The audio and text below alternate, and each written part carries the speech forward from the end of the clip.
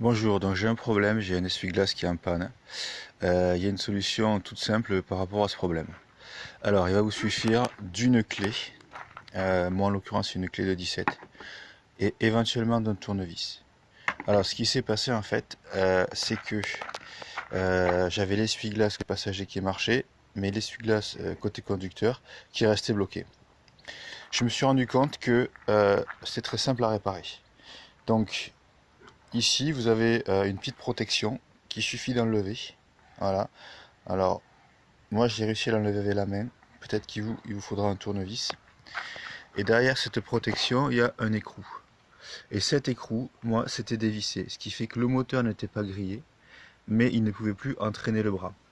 Vous voyez, donc tout simplement, avec la clé, il suffit de revisser à fond l'écrou. Voilà, de façon à ce que le moteur et le bras soient bien solidaires.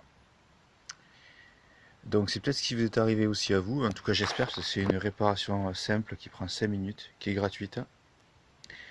Donc pour un peu plus d'informations sur le diagnostic, moi j'entendais toujours le moteur tourner. Donc quand je mettais les essuie-glaces en marche, l'essuie-glace côté passager fonctionnait, celui conducteur ne marchait pas, mais par contre en s'approchant, on entendait le moteur qui est juste dessous là.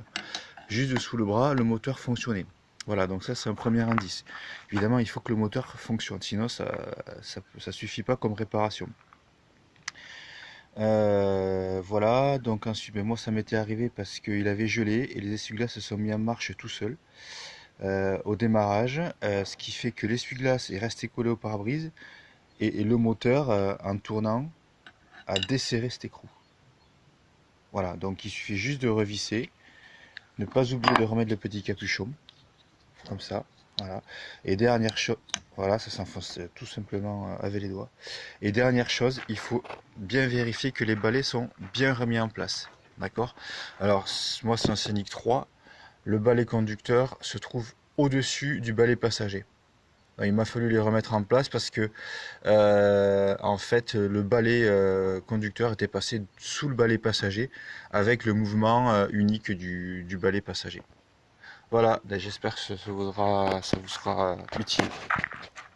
Bon bricolage.